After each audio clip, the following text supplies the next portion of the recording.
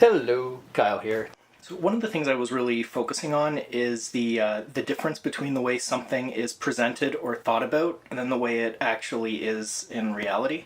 For my source material, I spent a lot of time looking at condo ads and condo flyers where they show these buildings and these really, absolutely pristine, clean, nice looking like settings where everything's perfect. There's no traffic, there's no crowds.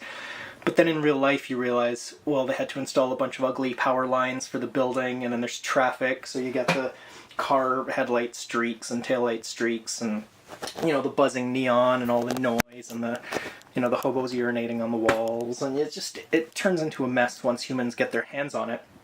So over the years, I've come up with a technique where it's become, I'll say, increasingly prescribed what I actually do in the studio. I've been consistently spending more and more and more time on my sketches and putting more work into those sketches and making it so that when I actually get to the studio, I'm thinking less and just kind of performing and using the skills I have. Where I kind of wanted to reverse this and make the sketches a little bit different, where they'll be a little vague, a little fuzzy, so when I'm on here painting, it's more me making decisions. Like, is that orange or is it red?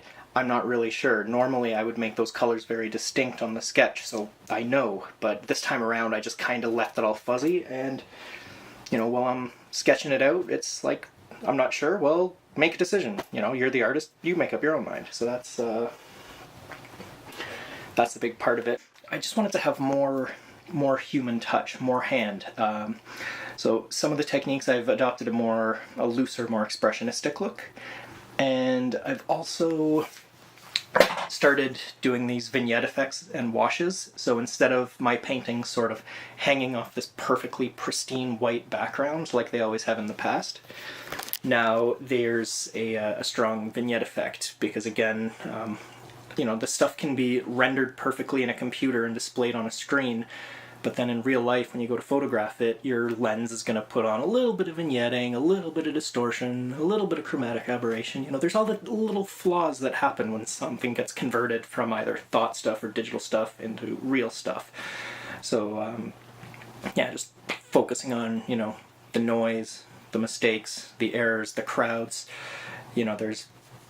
People have all these wonderful ideas, and when we execute them, it always seems to turn to shit. I think the reason why I'm thinking about this is, for the longest time, we've had a very utopian view of various technologies and tech companies, and it really seems like after the 2016 election down south, people have really been challenging that tech is all good narrative that we've had, and now we've been focusing almost exclusively on the bad and the negative and the dirt and the flaws and all the wrong that happens. So I guess my work is kind of reflecting that. It's very metaphorical.